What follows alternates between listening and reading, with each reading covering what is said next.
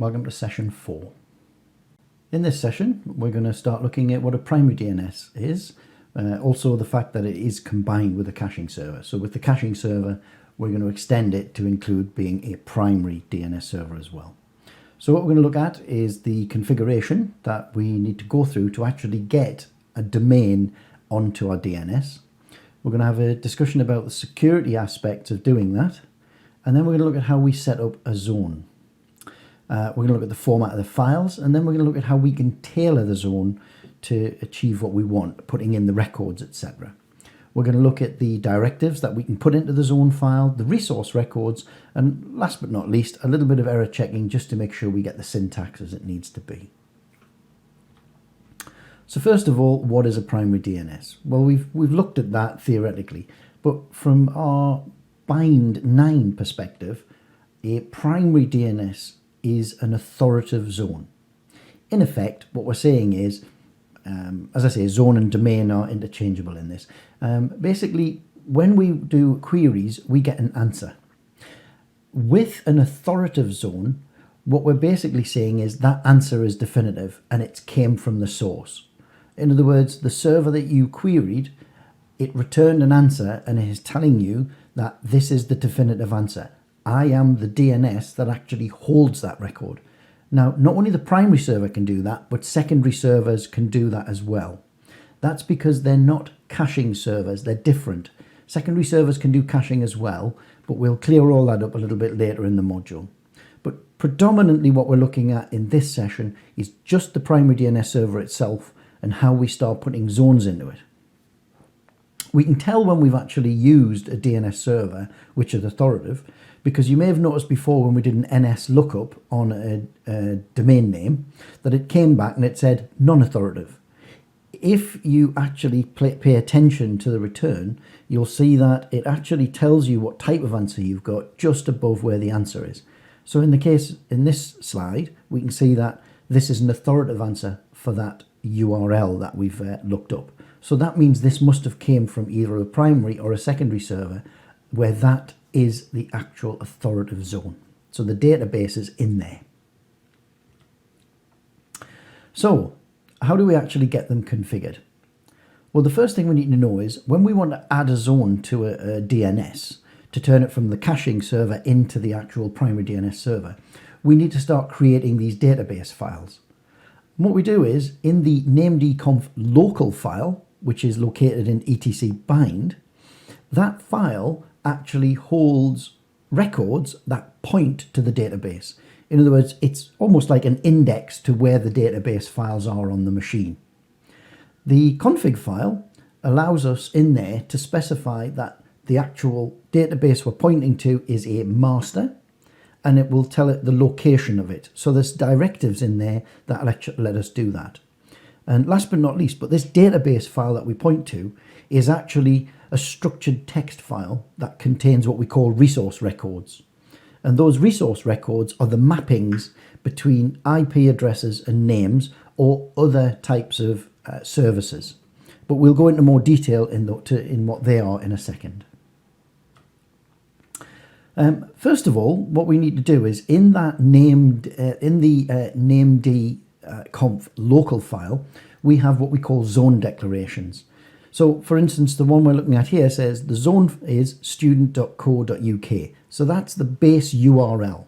What we then do inside the database file is extend that, for instance, adding www or FTP or whatever other URLs that we want. First thing it does is we open bracket and then we have a close bracket at the end, and everything inside there is related to that zone declaration. So in this case, we say type master. So this is going to be an actual zone declaration. We'll look at secondaries and how they work later. But in here, we then say there's a file. And what we do is we actually tell the zone where the actual database file is. So in this case, it's etc/bind db.student.co.uk. The etc bind folder is actually a managed folder on a Linux, on the Ubuntu system. And in there, the bind 9 service can only read files. So what we tend to put in that location are read-only zone files. In other words, they're manually updated. You will be looking at more advanced features of DNS, but that will be done in advanced operating systems too, where we look at how we can create dynamics. And we've got a whole load of things we need to do. When it comes to the naming conventions, you can see there we've said file is in etc bind, and the file name is db dot and the zone name. That is a convention we should follow for all databases relating to a zone. So if you create a new zone, whatever it is called, what you will do is create a database file with db dot and the zone name at the end of it. It's pretty much a well-adopted standard that most people who do DNS management will be looking for. Now in this file, we can have multiple entries because a primary DNS server doesn't just look after one zone, it can look after multiple zones or domains. So in this case, if that was the file, we'd be saying that there are two domain names managed by this DNS server for which we would be authoritative. One of them is called student.co.uk, the other is called staff.co.uk. And if you notice the naming conventions, I've kept to them. Now, something we need to be very, very careful of. DNS servers, if they are publicly exposed, can very easily be used as part of a distributed denial of service attack. They can be used to amplify data on a network. You run a small query and you generate lots of data and you can focus it all to a target.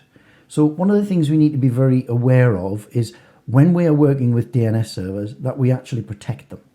There is a technique within the configuration called allow query. And that allow query can be used inside that local declaration. It can be used in the options area as well, and that will give you sort of a global access level. So the allow query would then be applied to all zones. But you can also apply it to individual zones as well.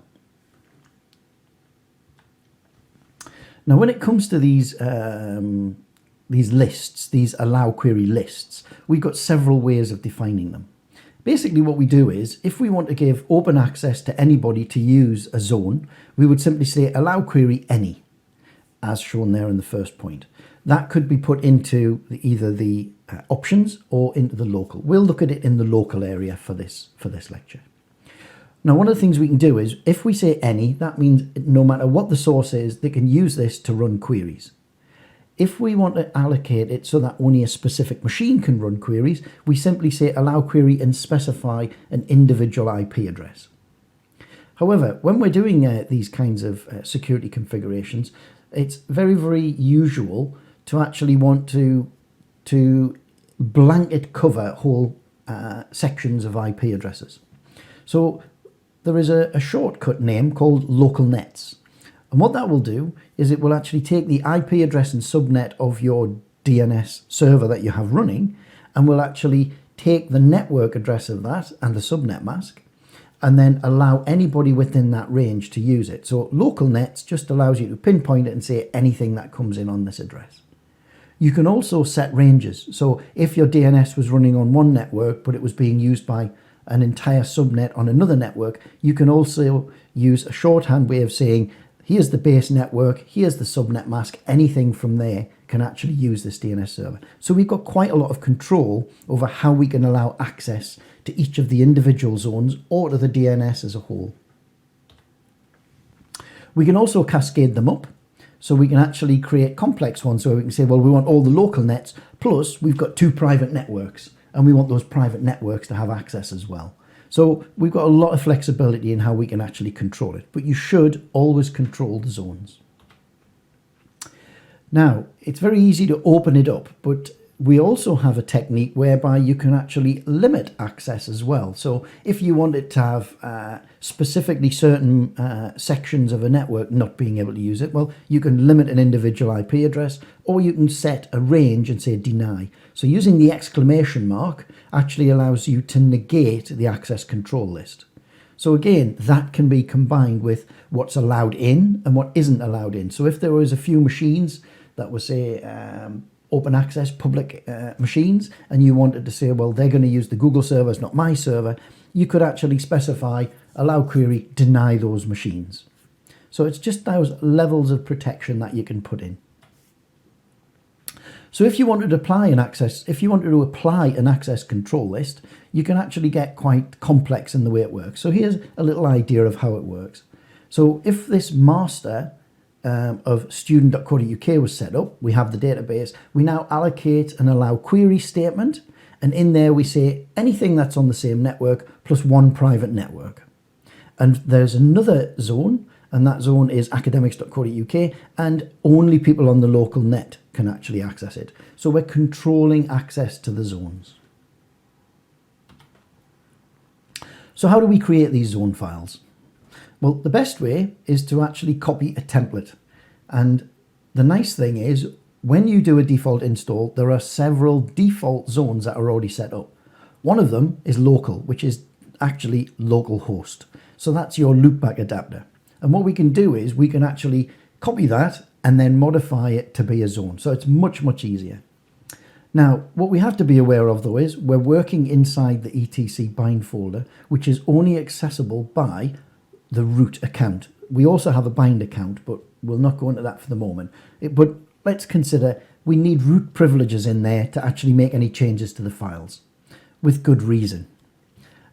So first of all, what we need to do is we would need to copy that db.local file into the zone file, and then we'd modify it. So in this case, we'd go sudo cp for copy, db.local to db.student.co.uk, and we now have the student.co.uk file. So we can start adding records to it or modifying it. Now, because it's a copy of a zone file already, what we're going to have to do is modify it. Now, what we're going to find is when we go into that actual file, that there's only a limited amount of information. One of the things is it's set up for localhost, and we need to modify that to our IP address. It's also set up so that it says the name server is the local machine, 127.0.0.1. So that's not much use to us. And the email address that's in there is set to be root.local, so root at localhost. So again, that's something that we need to change. Before we go in and start making those changes though, it's worth pointing out the @ symbol has a meaning within these database files, so we can't use it. However, we have two pieces of information. In a zone file, what we have is we have the actual zone itself. So we know what the actual zone is, or the domain name. In our case, it's going to be student.co.uk. So the DNS has a very easy way, or Bang9 has a very easy way of identifying what the name is of the email account. It just simply masks it. So it takes away the student.co.uk, and whatever's left is the name. So all we need to do is we replace the @ symbol with a dot in the email address, and Bind can actually work out what the email address should be. The other thing we need to add is we need to add something called a directive, an origin directive. And what we need to do is specify the domain, and this would be a fully qualified domain name. Fully qualified domain name means it is sourced from the root. So if we look here, a fully qualified domain name has a full stop at the end. That means root of the internet, UK co student. So we go backwards through it. So a fully qualified domain name is a domain name which is fully qualified by having a dot on the end to say there is nothing to be appended here.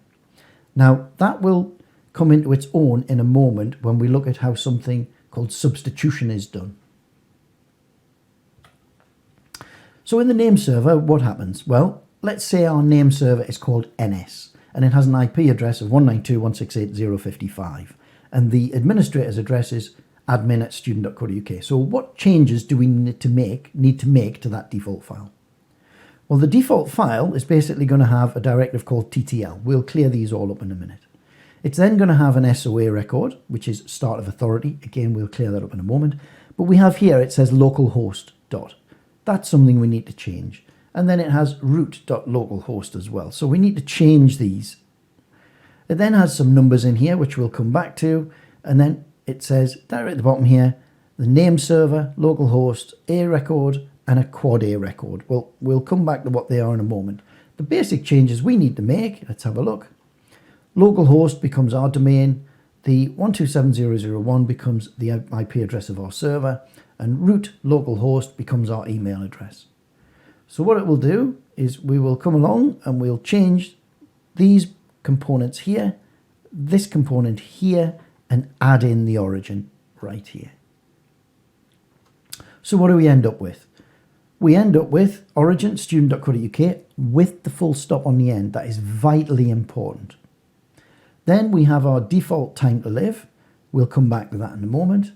We then have the SOA record where we've changed that first bit to be our actual domain name, student.co.uk . And then we've put in our IP address, IAM dot instead of at student.co.uk fully qualified. We've then added or changed the NS record to point to our name server, student.co.uk fully qualified. And then right at the back here, we put in NS and the A record pointing to where our actual name server is. So our name server for the zone student.co.uk is actually a machine called ns.student.co.uk, and it has an IP address of 192.168.0.55. If you notice I've removed the quad A, we're not going to be using it as a module. I'll mention it briefly a few times, but it's not something we're going to be working with in the module. Now, one of the things you may have noticed in there was a serial number. If I go back, we can see here there's this serial number. If I go back again, you'll see the serial number is actually 2. What I've done when I've modified it, I've made my serial number compliant with the way most administrators will manage the serial number. The serial number is important for when we make changes to actually indicate to bind that an update's been made. And the way we usually manage that serial number is based on the date and time that we did something, or at least the date and the number of times we've done something. So what we do is the actual serial number is based upon a format of year, year, year, year, month, month, day, day, and then a sequence, 2-digit sequence number. So for the 21st of the 1st, 2020, and the 10th edit in that day, the actual sequence number should be read backwards. So the 10, the 21, the 01, and the 2020. Now, as we said before, whenever any changes are made, and that includes the serial number, we have to restart the actual bind service. To do that, we use the sudo command, so sudo systemctl restart bind9. And what that will do is it will initiate a check. Now, when bind9 starts, the first thing it does with the database files is look at the serial number, which is why it's so important. What bind9 does is whenever it runs, it reads these files and puts them into a compiled format that can go straight into memory. And it saves that temporarily. So what it will do is every time you start bind, it actually reads the text file and looks for that serial number. Now, the serial number is part of what we call the SOA record. And when we look at that in a little bit more detail in a few moments, it has to be the first record in the file. And the reason for that is bind9 reads the top of the file, finds the serial number, and compares it to the last serial number that was in use. If the new serial number is bigger, what it will do is it will take that old file and dispose of it. It will compile this new database file and load that into memory. So on top of having to restart for the configuration changes, as we saw before, we also have to be aware that there is an implication with respect to the serial numbers. So what you have to be very careful of is every time you make a change, you update the serial number. If you're updating it in any given day, in effect, you've really only got 99 goes for that day, but that should be more than enough. So as we say, the format is the year, month, day, and then the sequence number in reverse. And that serial number is used when you actually restart bind9 to decide whether that database file needs to be read in, compiled, and loaded into memory or not. So you must make sure you always increment the serial number. Otherwise, you'll make changes, go back and do testing, and it looks as though something is still not working. It's one of the biggest mistakes people make. I make it myself even now. and I've been using DNS servers for quite some time. So be aware, serial numbers. So before you immediately go, it doesn't work, just check your serial number and that you've updated it. Now, the zone files that I was talking about, as we've seen, are just text files. Now, if you want to go off and have a look at the RFCs, the request for comment, and I'm going to be talking a lot about them in this module, because everything we're doing is standards compliant. RFCs are request for comment, so the zone file definitions are in RFC 1035. So if you want to go and look that up, simply put in RFC 1035 into Google and you'll find it. Because they're just standard text files, they're easily edited with a straightforward text editor. So if you're comfortable using Vi, use that. If you like to use Nano, as we did right at the beginning, please use that. Now these text files can contain three different things. They can have comments in them, which is a useful thing to document what we're doing. Directives, which actually tell Bind how to operate, or to have variables that it will use to apply to resource records. And the other thing we have in that file are the actual resource records themselves, which we'll look at. So we won't be covering everything in here in this module because we can't. There's a lot in there, but we're going to cover quite a few. It's actually quite a lot even to do a simple DNS configuration. So we'll take our time and we'll go through the ones that are going to be predominantly in use. We will be using more when we look at advanced database. Okay then, so comments. The way comments are put into these files is very easy. We simply use a semicolon and then anything after that semicolon is ignored. So if you put it at the end of a piece of text, it becomes a comment for that line. If you put it at the beginning of a line, everything on that line is a comment. And that's quite useful just to, when you put, say, a record in for some specific reason, you can actually add a comment to the end. The next person comes along and they can actually understand what's been done in there. But be careful, don't over-comment, but don't under-comment. So the next thing we've got are directives, and directives are indicated by a $sign at the beginning. These directives are used to control how records are processed. Very, very useful for when we want to do things like the origin, because that is a directive, but we'll come into why that origin is really useful. The next thing we've got are the individual resource records, and we've got a lot of those, and they allow us to actually add specific records, things like the lookups for the IPs and domain names, etc. So let's have a look at a basic file, and then we should be able to understand what we've got in there now. Well, first of all, if we look right at the top, we've got a full line comment. Lines 4, 5 and 6 are full line comments. But if you notice on line 2, what we've done is we've said TTL, and what we've done is we've put a comment after it.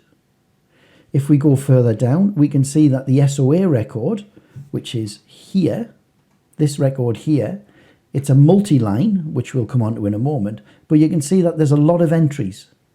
So each entry has actually now got a comment, so we know what it is. So we know that's a serial number, we've commented it.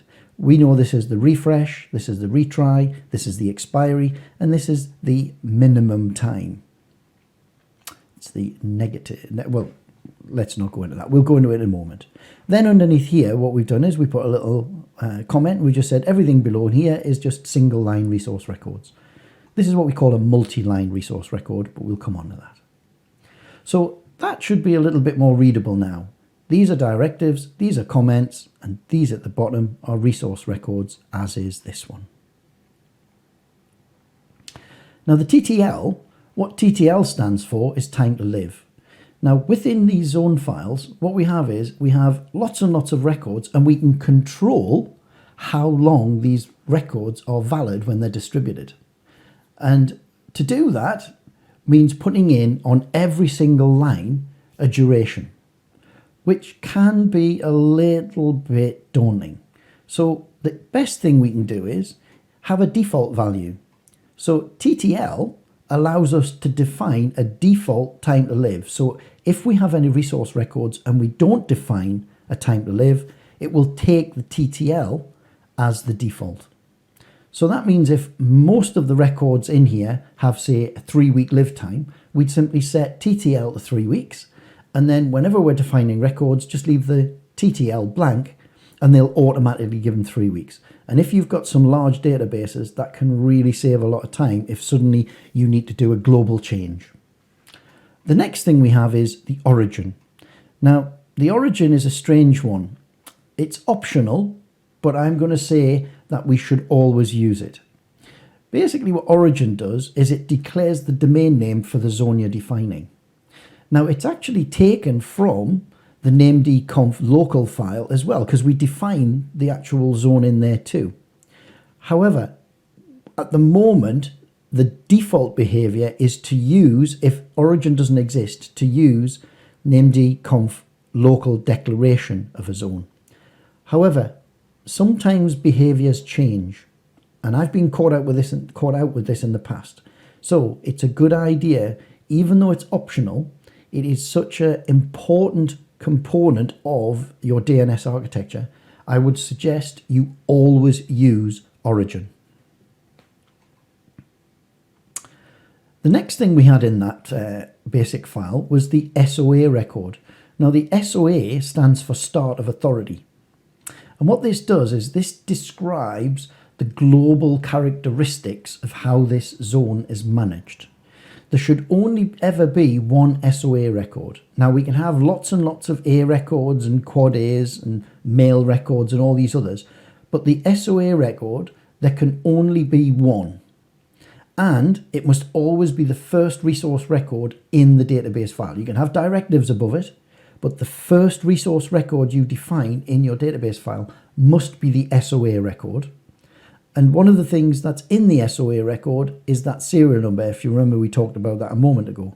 So that resource record of the SOA, holding that serial number, means it must be first, because that's the first thing that bind looks for when it looks at the database files.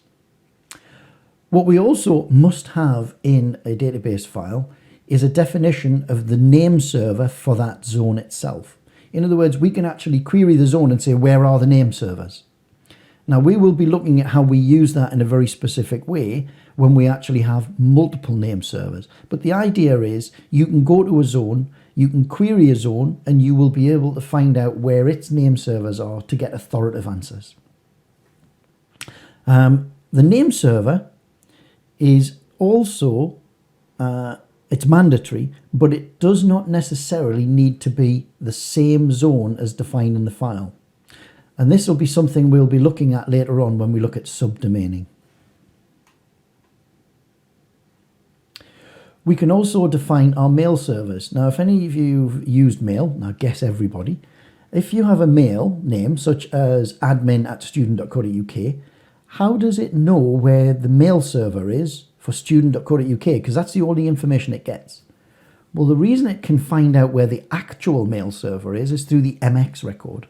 And what the MX record does, it basically says for this domain name, if you want to send any mail to any users on it, that's where the mail server is. Now, this can point to anywhere, but it's for this domain name. Now, sometimes you may have no mail servers or no mail accounts associated with a zone or domain, in which case you will find zones where there are no MX declarations. However, we can also load balance how mail servers are managed. So you can sometimes have multiple MX records. So where you can only have one SOA record, you can have multiple MX records, mail exchanger records. As I say, it references the actual mail server, but they can actually be somewhere else on a network, somewhere else on somebody else's domain name. It just says or points to where that server is. As I said, because it's possible to have no mail servers, it's classed as optional. So the main records we're going to be interested in right now is if we have our domain and we want to manage our machines on it, we need to put hosts in. Now, these hosts are actually pointed at using A records. So this is where we map the name to an IP address. So when we were doing these searches for things like google.co.uk and it came back and says, here's the IP address, in the database somewhere there is an A record, and that A record actually has an IP address associated with it. So when we were running our ns lookup command, like so, when we were saying minus type A, what we were actually saying was, from that DNS server, go through the database and find for me any A records that match that name. Now we could specify it as www.google.com. That's how everybody uses domain names. But really what we should be doing to declare a fully qualified domain name is we should really be saying www.google.com. However, it's become so much the norm now not to specify the dot. We actually tend to refer to fully qualified domain names as anything that is a complete URL rather than a fully qualified domain name with the dot on the end. So A records are going to be quite important for us to actually map out where machines are. The quad A record, as I said, we're not going to be using in the module, but there is a quad A record. So you have the A or quad A, and quad A allows us to map IP6 addresses to machines. So for instance, we could have done the same thing to look up just the IP6 addresses. Again, it's possible that there are no IP6 addresses associated with an actual name, so it's an optional in the database file. As I said, we won't be using it in the module at the moment. One of the other directives we've got are CNAME directives, or canonical name.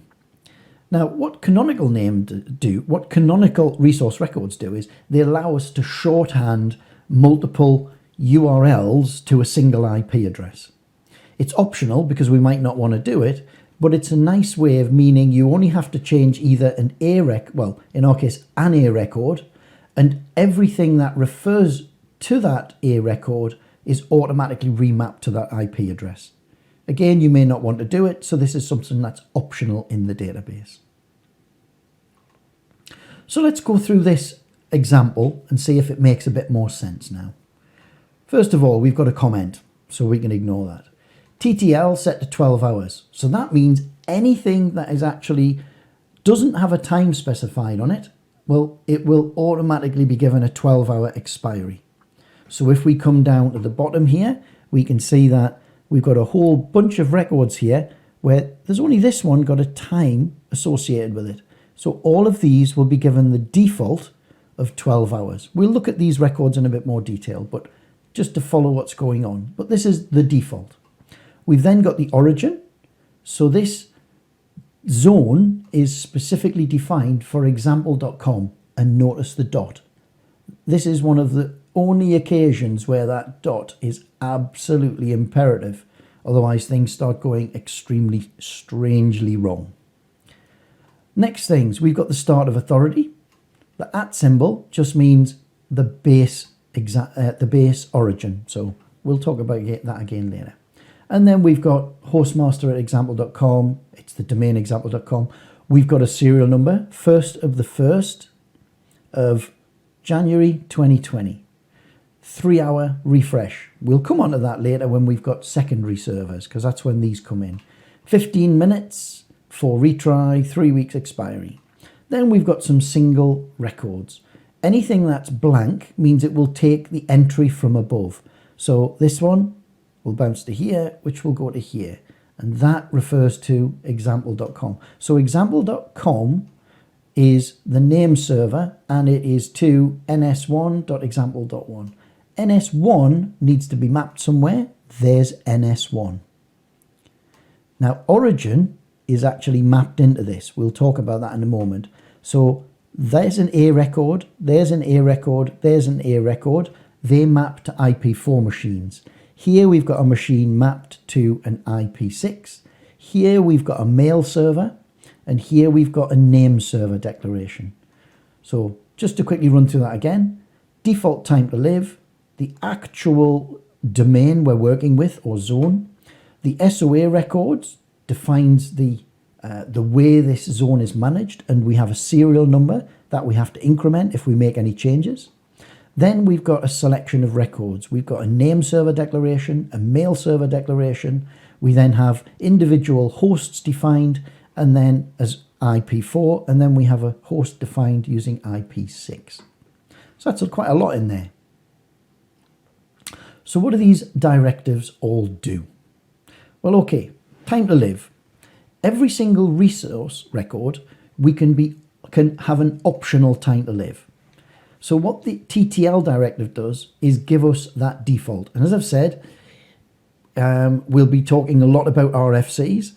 TTL, the directive, was standardized. So anybody who's running bind and is running a standards compliant DNS, this will be in their database records. TTL is defined in RFC 2308. And it specifically says this directive will allow you to specify a default value for time to live. So its syntax is very straightforward. We actually have TTL, and then we specify time in seconds. Now, interestingly, there is a slight deviation from the standard that has become an accepted norm. And there are other formats for declaring. So for instance, TTL for 2 days would be 172,800 seconds, which is the equivalent of 2 days. So this shorthand mechanism is actually in place, but we should be able to cope with seeing things in seconds and be able to translate very happily between the two. As I said, although it's not defined in the RFC, it's common practice now to use shorthand. So something like 2D stands for days, 2S would stand for seconds, although putting nothing on the end would be the same. W for week and M for month. So if you wanted something to last 3 months, 3M. Something to last 2 weeks, 2W. Something 2 days, 2D. Something 10 seconds, just 10. And that would be it. So that's the way we normally use those resource records, and that's the shorthand way of defining our time to live through this TTL directive. Some useful little things to be aware of are some little gotchas, and that is time to live. Time to live, if we set it to 0, what that means is never keep hold of a record. We've basically said the lifetime of this record is none. So that means whenever you actually receive a record with TTL 0, don't save it, don't cache it. Now, if you remember when we were talking about caching servers, we got results from the internet into our actual DNS. And if I actually did a query once, and it would go off to the internet and store it, but if I did the query a second time, it didn't go back off to the internet. And the reason for that was the TTL value. It controls how records are cached. So if I set 0, there's no caching. Every time I call a record, it will have to go back to the source. If I have a value in TTL, in effect, we're actually saying you can stay on a non-authoritative server for a period of time. Now that period of time is usually kept to a reasonable level to control the amount of traffic on a network. But beware, the maximum value for that TTL value could mean you push out a record that is cached on a network for 68 years, which isn't a good idea. So although you have that limit, you will never be using it, so please be careful. If you have a look up in RFC, again, look, we're looking at standards, 1912, they state that resource records that aren't changed a lot should have multi-week values. So if you're looking at any records being stored, we say this is very stable. You should never make it 68 years. It's saying that you should consider making it multi-week. Not you must make it multi-week. It's you should think about it being multi-week. But as much as that, as large as that figure is really about it, you don't want to be going any further than that. Now the origin declaration, this is standardized in 1035. And basically what this does is a clever little technique that makes things nice and easy. It actually reduces errors when you're building these database files. Origin, like TTL, works in a substitution manner. And the way it works is that when you declare a zone and you put in an origin, anywhere where you define what's called a label, which is that first part of, say, the A record, if you don't make it fully qualified, in other words, if it doesn't have a dot on the end, the origin will actually come into play. And what the origin will do is it will be actually substituted to the end. So anytime you have what's called an unqualified name, so if I just said male, what it will do is it will automatically append to it whatever is defined in origin. And that's why we should always use it. Within the one file, it makes it very clear what's actually happening and what is being substituted. So we don't have to keep going into the local file, the named-conf local. We can just look at the origin in that actual zone file. The substitution rule is basically based on the fully qualified dot. If the name doesn't end with a dot, then it is not fully qualified and the origin will be substituted. This is actually great for when we're doing things like subdomaining as well, because we can actually see the subdomains in the database, but that's later on in the module. The syntax for putting origin in is very straightforward. Within the file, we simply declare origin and then the actual fully qualified domain name with the dot on the end. If you don't put the dot on the end, you get what we call double substitution, and the domain name that you would then be declaring wouldn't be mail.example.com, it would actually append it twice. You'd end up with mail.example.com.example.com. It would double substitute, which is not a good idea. So always make sure your origin has the fully qualified dot on the end of it. Now the SOA record is a lot more complicated now. The SOA record is basically the controller for the zone. We declare the at the front, which means take whatever is in origin. So we take origin, so it's example.com. The IN just means it's an internet record. We can actually miss that out if we want, but we'll come on to that as well in a moment. We then say it's an SOA record, start of authority. We give it the domain name and then the email of who controls it. And then this bracket. Now the brackets, what they do is they say this is a multi-line resource record because most of the resource records are all in one line. We then define several things within here. First of all, the first entry would be the sequence number, which we already know about. The next is the refresh, and that is how often secondaries are updated. Then we have the secondary update retry. If we try to do an update on secondaries and they're not available, it'll start retrying every, in this case, 15 minutes. So every 3 hours, try and pass any updates. If there's no updates, do it. If you can't successfully do that, for every 15 minutes, you should keep going. And then the next one is expiry, the 3 weeks. What that's basically saying is, if the secondary has this record and 3 weeks has expired and it hasn't had an update from the master, well, you're no longer valid. Stop giving out records. And then the very last bit here, the minimum, this is what we call our negative cache value. And this is the one which we've already seen working in our caching server. If we ever get a this name does not exist, this is the time to live that is given to that this domain does not exist response. So it would say, it doesn't exist in this database, don't come back for 2 hours, 20 minutes. So we've actually got quite a lot going on in this one small record, which controls how the DNS is managing its resources. So what does the SOA look like? Well, what I've done is I've added some extra information slides as we go through. This is for reference material for you, really. So what you can do is, instead of having to come back to the video and go through this, if you simply go back to the PDF of the lecture notes, you can go back to these pages to see what they all do. So we've got examples, which you can actually have a look at, and then you can go through. So in this case, if it was at, the at symbol is substituted for origin. If we don't put a time to live, it actually uses the default IN. So there's a description of what each of the components would be and the effect.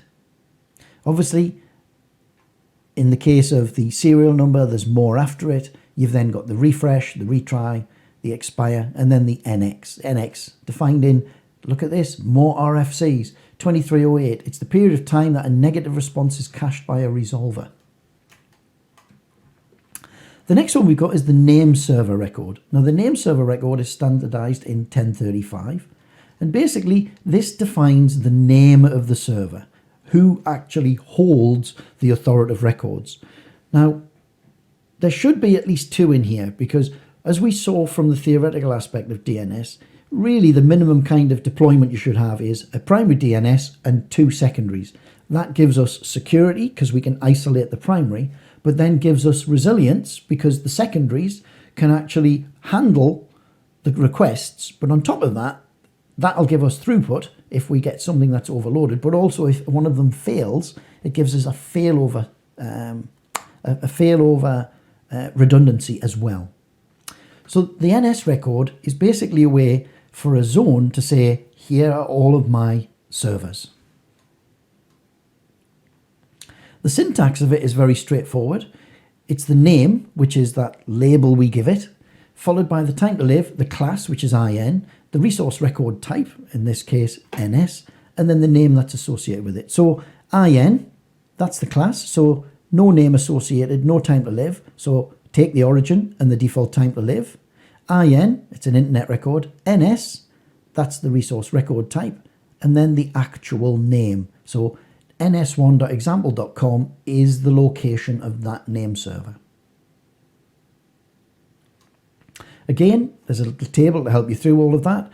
That record is actually two blanks, and what happens, the IN, to explain, it's an internet class, and then what that name does.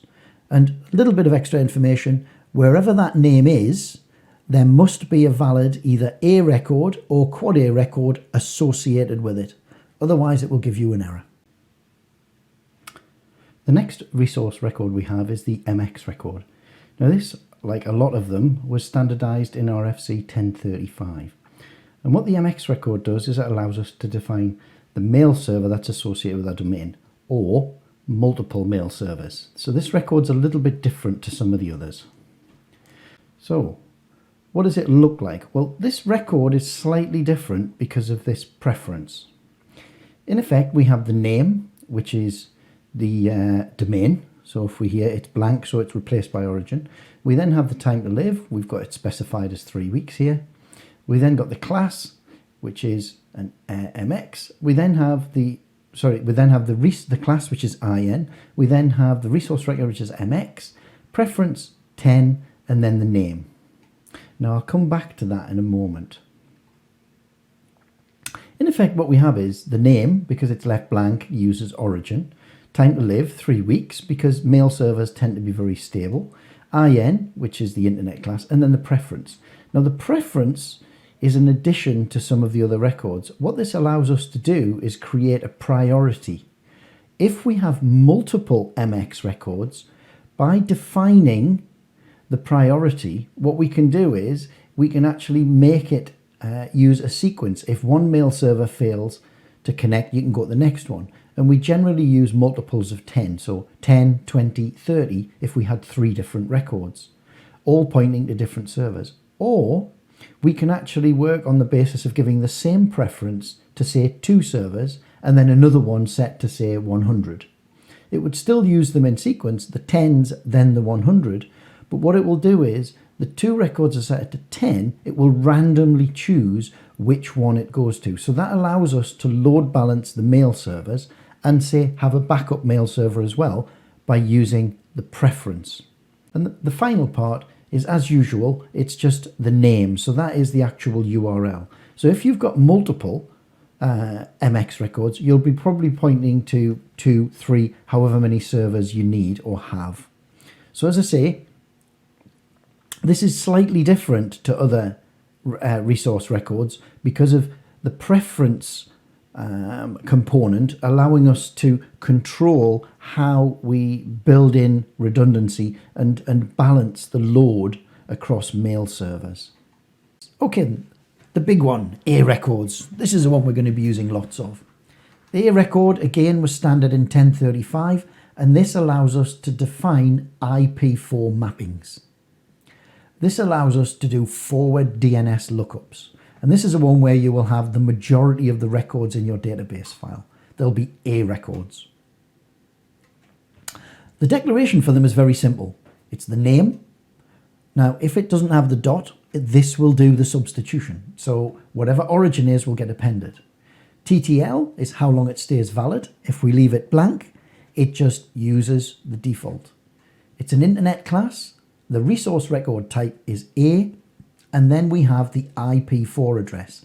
There's no dot on the end here because these aren't labels. These are what's expected is an IP4 address. So 192.168.254.7 is a full IP4 address. So how does it work? Well, the name, we could have something like www. That will become www.example.com because of the substitution. Time to live will take default, IN, that's the internet class, and then we define the IP4. CNAME is a resource record, again, RFC 1035 defined, and this is what we call how we create aliases in effect. Canonical names are in fact aliases. And this allows us to take a name and point it to another name instead of an A record.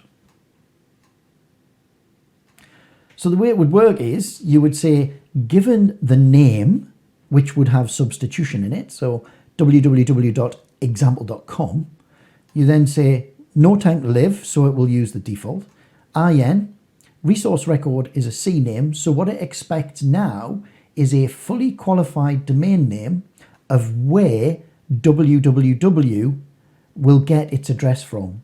So in other words, this cascades the search. So the search will come in, find www, we'll see that it's actually on a different URL within the same domain, and look up server, which should be an A record or a quad A record, and get the IP for that, and that's what gets returned. The idea behind the CNAME is that I can have one declaration for an IP address and have multiple host names pointing to it. So if I move that one machine to a new IP address, I only have to change one record, not all of them. So it's a good way of preventing errors when you're moving equipment around on a network. It's very simply defined. You simply have the label, which has the origin substitution, the time to live with a value or whatever you want it to be.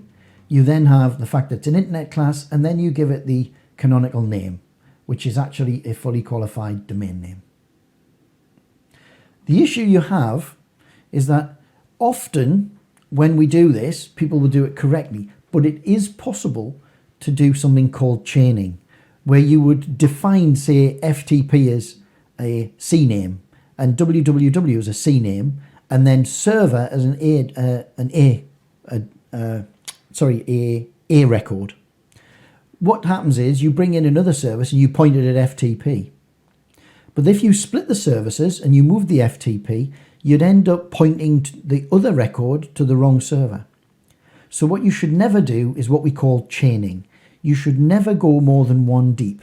So one record, one CNAME should always point to an A record or a quad A, never from a CNAME to another CNAME, because the links can be broken.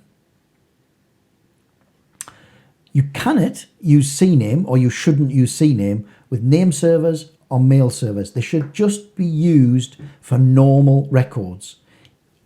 Those bad practices can come in very easily because they don't come out as errors. It'll allow you to do it. It just means you're giving yourself some problems. So don't do it. Always keep it to one level only. Which brings me on to error checking, the last part. How do we check for errors? There's a lot going on in these configuration files, so how do we actually make sure they're right? Well, the way we do it is, when we install DNS utils, one of the tools we get is named checkzone. And what named checkzone does is it validates the syntax of the file you've actually created to the domain name you want it to work for. So you can run the command named checkzone. You give it the domain name of where you're saying this file is configured to define this zone, and then you give it the zone file itself, and it will go off and check it for syntax and to make sure that it is correct for the domain name that's been specified. So if I build my database file, dbstudent.co.uk, and I want to validate it, I can run named checkzone. The zone I've defined is student.co.uk. Notice there's no dot on the end there. And I want to check the file db.student.co.uk. I run that and it will come back and tell me what the serial number is for it.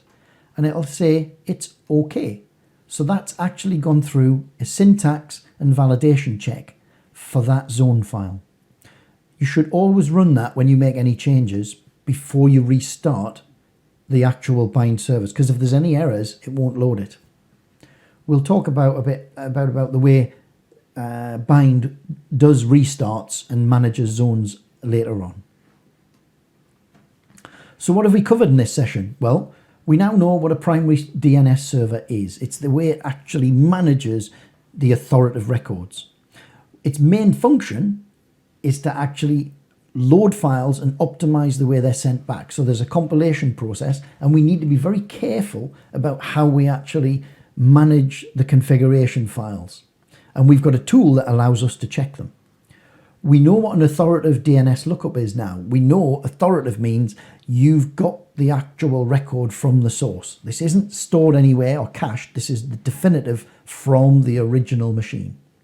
And the other bit we've done is a little bit on security. When we actually build zones, what we don't want our DNS to become is part of a denial of service attack, a distributed denial of service attack. So we can control who can use our DNS server to generate queries. Because if you think about it, a query is a simple one packet request. What information do you have? And what do we get back? Quite a large packet with all the answers in it.